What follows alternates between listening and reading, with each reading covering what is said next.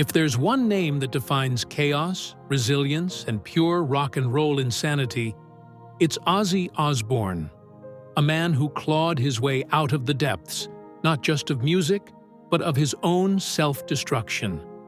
A life filled with tragedy, addiction, and near-death experiences, yet, somehow, he's still standing. From a bullied schoolboy in Birmingham, ridiculed for his dyslexia, to the frontman of a band that birthed heavy metal, to a solo legend who defied all odds, Ozzy has lived a life few could survive. He's been exiled, broken, and left for dead. But he never stopped. How does a man lose everything and still rise again? How does someone stare death in the face and laugh? This is the story of a man who should have burned out long ago, but refuses to go down. This is the story of Ozzy Osbourne, the Prince of Darkness. John Michael Osbourne came into the world on December 3, 1948, in the industrial heart of Birmingham, England. Born into a cramped house in the working-class district of Aston, he was just one of 6 children in a family that struggled to make ends meet. His father toiled away in a factory, his mother worked long hours on an assembly line, and money was always tight. Arguments filled the house, tension was constant, and young John, who would later become Ozzy, felt like an outsider even in his own home. From the start, school was a nightmare. Reading was impossible. Numbers were a blur, and no one had the patience to understand why. Dyslexia wasn't something people recognized in the 1950s. It was just seen as stupidity. Teachers labeled him a failure, his parents lost hope, and classmates saw an easy target. The bullying was relentless. Every day, he was pushed, mocked, humiliated. 2 older boys took particular joy in tormenting him, cornering him after school, making him the punchline of their cruelty. No one helped. No one stopped it. It was just the way things were. At home, there was no comfort. His father, already hardened by the pressures of poverty, had no tolerance for weakness. When Ozzy cried out for help, he was met with a belt or a hard slap. Problems weren't discussed in his household. They were beaten out of view. The hopelessness grew, and by the time he was 14, it became unbearable. One afternoon, alone in his tiny bedroom, he grabbed a rope, tied a knot, and tried to hang himself. As his vision blurred, the door burst open. His father had caught him just in time. But instead of comfort, instead of asking why, instead of trying to understand, his father beat him for it. That was the lesson. Pain didn't get sympathy. It got punishment. After that, something inside Ozzy changed. He stopped caring, stopped trying. He knew school wasn't for him, so he quit at 15, walking away from a future that never seemed possible anyway. The world had written him off, and he had no direction, no qualifications, and no plan. His options were grim: hard labor or crime. He bounced between factory jobs, working with machines he didn't understand, painting houses, even gutting animals in a slaughterhouse. Nothing fit, nothing lasted. He was constantly fired for being careless, for making mistakes, for simply not giving a damn. With no steady income and no prospects, he turned to crime. It wasn't some grand scheme. It was desperation. He needed money, and stealing seemed like the fastest way to get it. But Ozzy was never a mastermind. He got caught almost immediately trying to rob a clothing store. With no money to pay the fine, he was sentenced to 6 weeks in prison. At just 17, he found himself locked in a cold, dark cell, surrounded by real criminals, men who had done far worse than shoplifting. That's when it hit him. If he kept going down this road, he'd end up dead or spending his life behind bars. But there was one thing that had always made him feel alive: music. From the first moment he heard the Beatles' "She Loves You," it was like a lightning bolt, straight to his soul. For the first time, he saw a way out. Not with his fists, not with crime, but with music. He didn't know how to play an instrument. He had no formal training, but he knew, deep in his bones, that this was his path. So when he got out of prison, he made a decision. He wasn't going to die as a nobody. He was going to become a singer. He had no idea how to start, no connections, no plan. But he had a fire inside him that nothing could put out. And that fire led him to something that would change his life forever.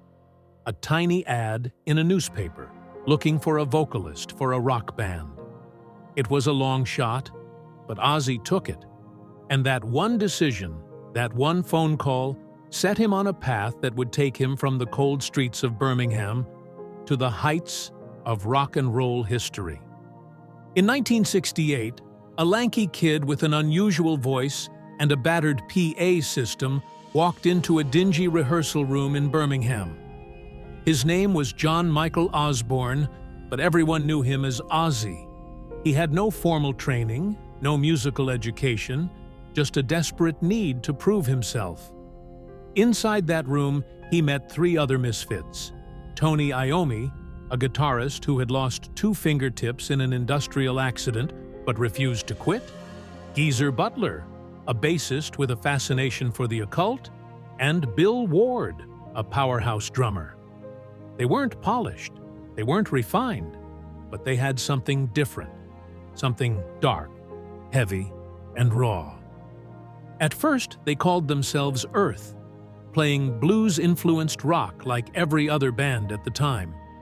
But one day, while practicing across from a cinema, they noticed a long line of people waiting to see a horror film, Black Sabbath, starring Boris Karloff.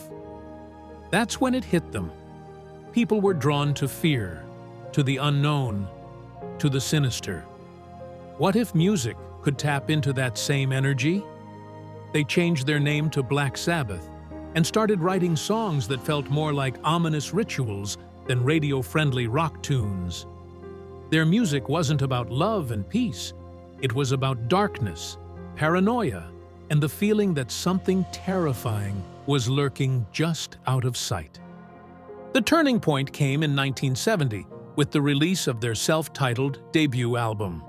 The opening track, Black Sabbath, began with the sound of rain, a distant bell tolling, and then 3 of the most ominous, spine-chilling notes ever played on a guitar.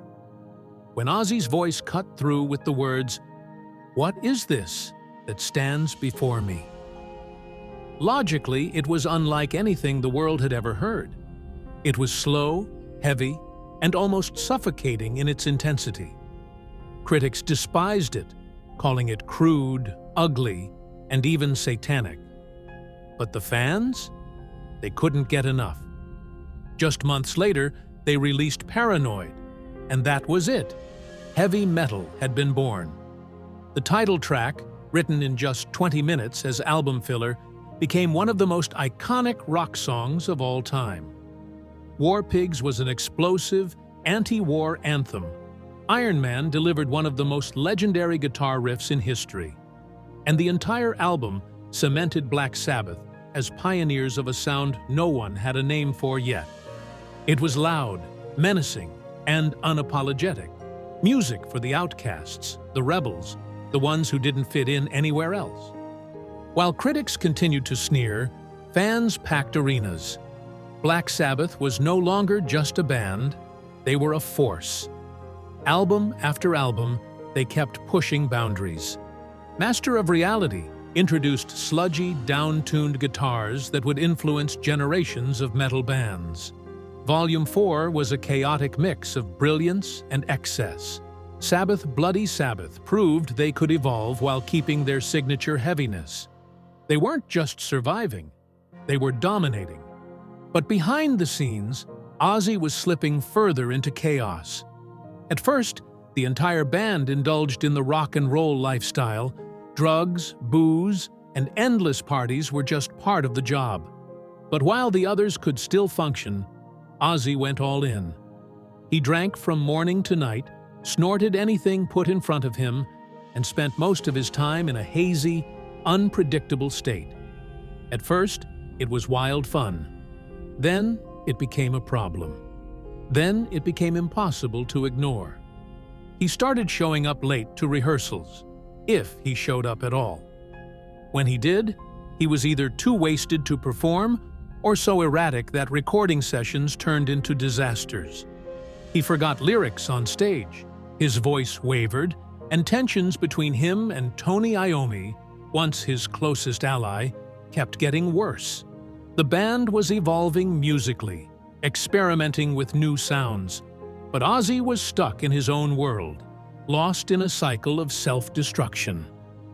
By 1979, it was clear. Something had to change.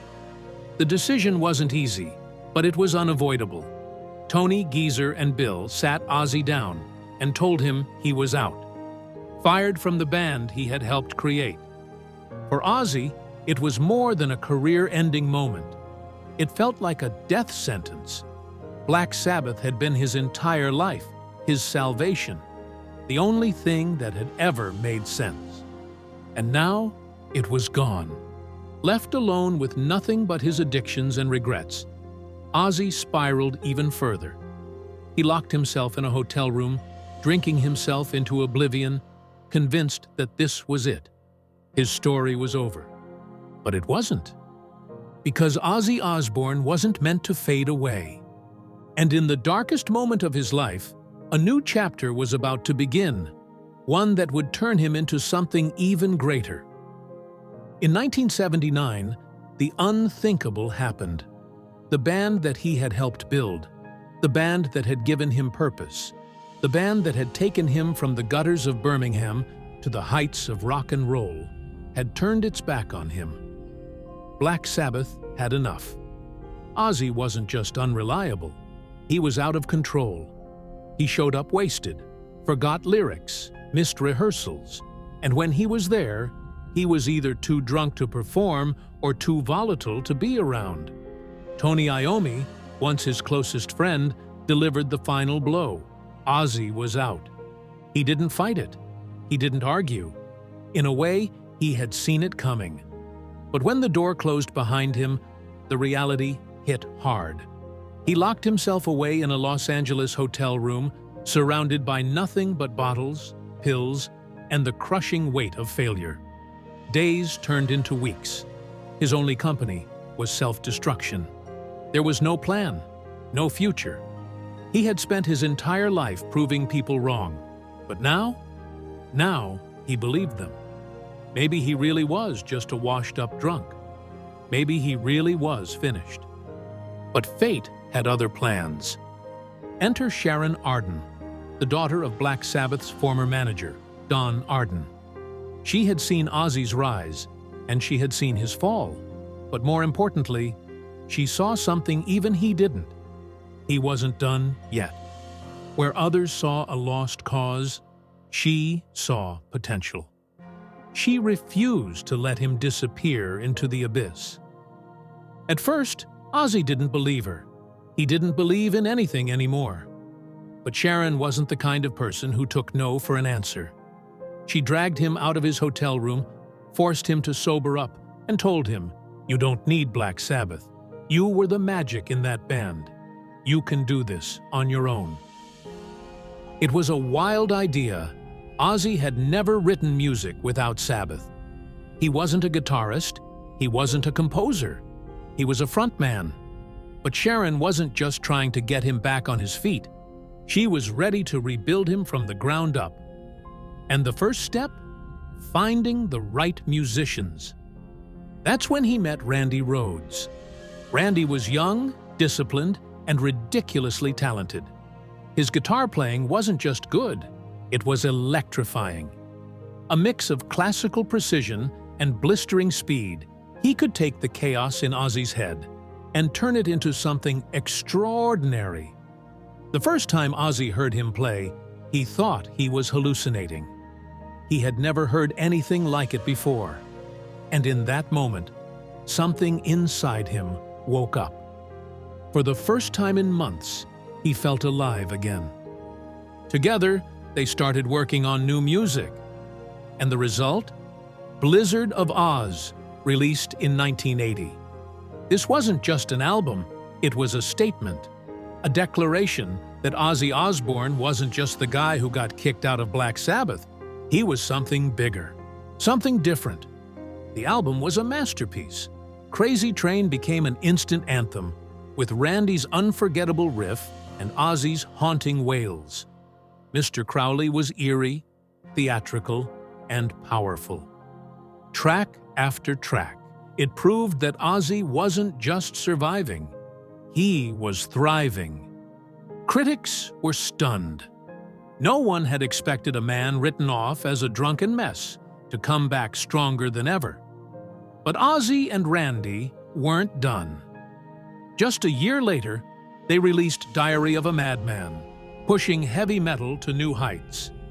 It was official. Ozzy Osbourne had been reborn, but his past hadn't disappeared. The demons were still there, lurking, waiting, and soon tragedy would strike, threatening to take it all away again. But for now, for the first time in a long time, Ozzy had something he thought he had lost forever: hope. Ozzy Osbourne wasn't just back, he was bigger than ever. Blizzard of Oz had been a triumph, but it was just the beginning. In 1981, he and Randy Rhoads delivered Diary of a Madman, an album that took everything they had built and pushed it further. The compositions were more intricate, the riffs sharper, the energy undeniable. Tracks like Over the Mountain and Flying High Again solidified Ozzy's place at the forefront of heavy metal. He wasn't just the guy from Black Sabbath anymore. He was his own legend. But with success came chaos. Ozzy was always unpredictable, but now he was something else entirely. He didn't just break the rules, he didn't acknowledge their existence. Every concert, every public appearance was a new level of madness. And then came the moment that would forever define his wild reputation. January 20th, 1982, Des Moines, Iowa. Thousands of fans packed into the auditorium, waiting for the Prince of Darkness to take the stage. Midway through the set, something unexpected happened. A fan threw what looked like a rubber bat onto the stage. Ozzy, always the showman, picked it up, held it above his head, and bit down. The moment his teeth sank in, he knew he had made a mistake. It wasn't rubber. It was real. The taste of blood filled his mouth as the crowd erupted into shock and awe. Security rushed him off stage, and he was immediately taken to a hospital for rabies shots, painful injections straight into his stomach. But instead of ruining his career, the stunt became legendary. Ozzy wasn't just a rock star, he was a myth, a creature of pure insanity. The world couldn't look away.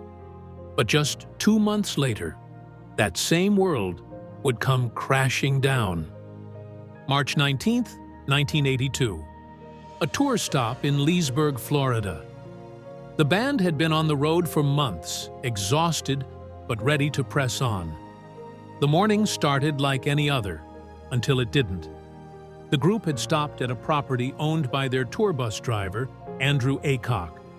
There was a small, single-engine plane nearby, and Aycock, who had once been a pilot, decided to take it for a spin. It was supposed to be harmless fun, a quick flyover, a moment of excitement before another long day of travel. Randy Rhoads, the young guitar prodigy who had given Ozzy a second chance, climbed aboard, along with makeup artist Rachel Youngblood. Ozzy and the rest of the band watched from the ground as the plane lifted into the sky. Aycock, showing off, began flying dangerously low over the tour bus. Again, and again. The third pass was different. A wing clipped the vehicle. The plane spun out of control, crashing into a house nearby. A fireball erupted on impact. Randy Rhoads was gone. He was only 25. Ozzy ran toward the wreckage, screaming, desperate, unable to believe what he was seeing. Just hours earlier, they had been laughing, planning for the future. Now, his best friend, his musical soulmate, was gone. The man who had saved his career, given him hope, and reminded him why he loved music, was nothing more than ashes in the flames. Ozzy was shattered. He locked himself in his room, drowning in grief, unable to function. He didn't want to eat, didn't want to speak, didn't want to exist. Losing Randy wasn't just losing a bandmate, it was losing the person who had held him together when everything else was falling apart. For weeks, he refused to go on, but Sharon refused to let him disappear. Through sheer force of will, she pulled him back, got him on his feet, and pushed him back onto the stage. It wasn't the same. It would never be the same. But Ozzy did what he had always done. He kept going. Through the pain, through the loss, through the endless cycle of self-destruction. He released more albums, played bigger shows, and built an even greater legacy. But no amount of success could stop the chaos inside him. By the late 80s, his addictions were worse than ever. The drinking, the drugs, the wild behavior, it was a constant downward spiral. Sharon had been his anchor, his savior, but even she had limits. And one night in 1989, he crossed a line that even she couldn't ignore. Blacked out from alcohol, barely conscious of reality, Ozzy turned to Sharon and whispered words that would haunt them both. "We've decided. You have to die." Before she could react, he lunged, wrapping his hands around her throat, strangling her.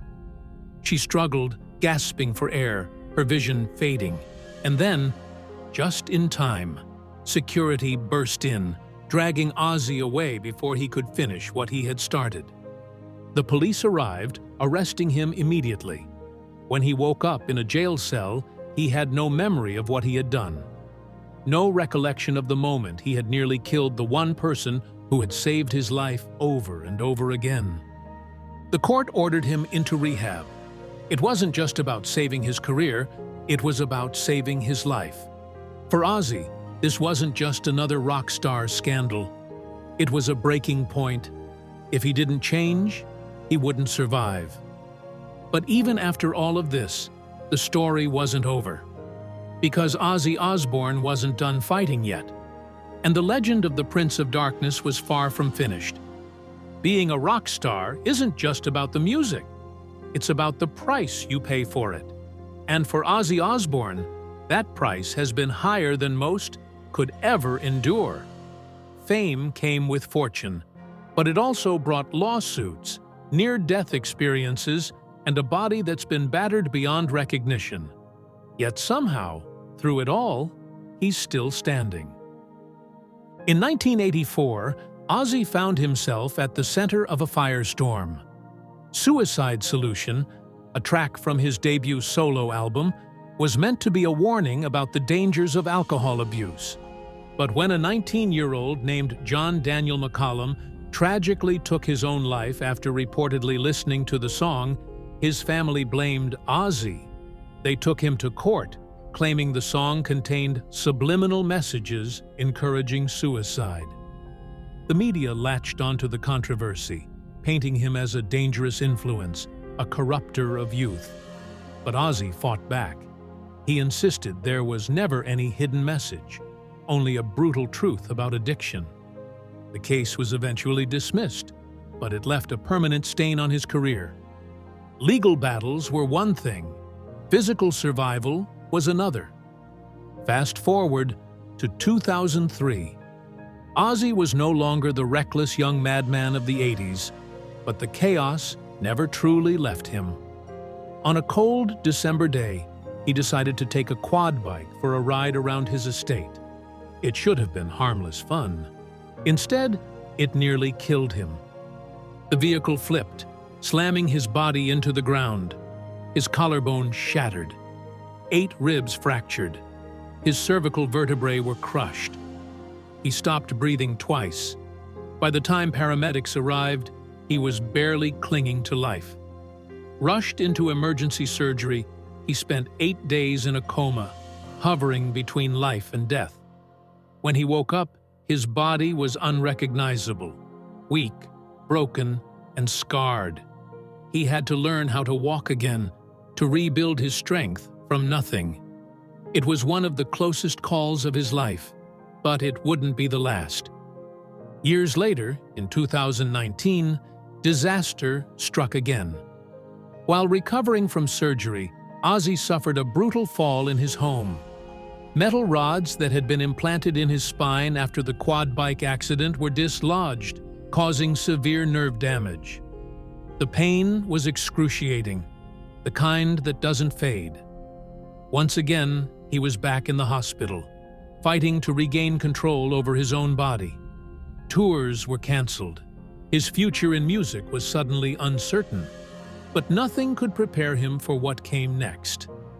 That same year, doctors gave him the diagnosis that would change everything: Parkinson's disease, a slow, cruel disease that strips away movement, strength, and independence. For a man who had spent his life commanding the stage, throwing himself into performances, and feeding off the energy of the crowd, this was a nightmare. His hands shook. His legs gave out. The chronic pain never stopped. And yet, even as his body betrayed him, his spirit refused to break. He kept recording, kept creating, kept pushing forward. He didn't hide from the truth. He faced it head-on.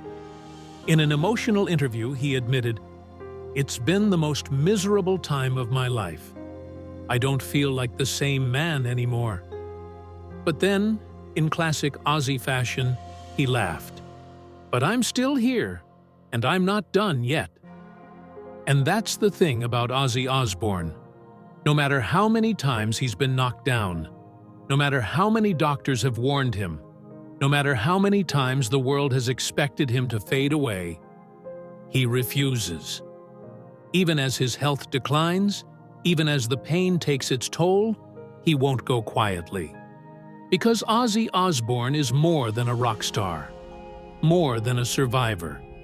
He's the man who simply refuses to die. Ozzy Osbourne didn't just change music, he helped create an entire genre. Without Black Sabbath, there would be no heavy metal, no Metallica, no Iron Maiden, no Pantera. The sound that defined rebellion, darkness, and raw power started with 4 young musicians in Birmingham. And at the heart of it all was Ozzy.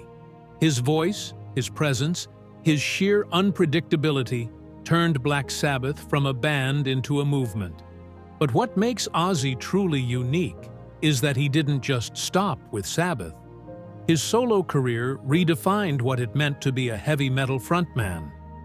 He wasn't just another musician, he became an icon, a symbol of chaos and survival. He took risks, broke rules, and set a new standard for what a rock star could be. Decades later, his influence still echoes through generations of artists who grew up idolizing him. And then, in the most unexpected twist of all, he became a household name in a way no one could have predicted. In the early 2000s, the Osbournes' reality show transformed the Prince of Darkness into something entirely new: a father, a husband, and a source of pure, unfiltered comedy.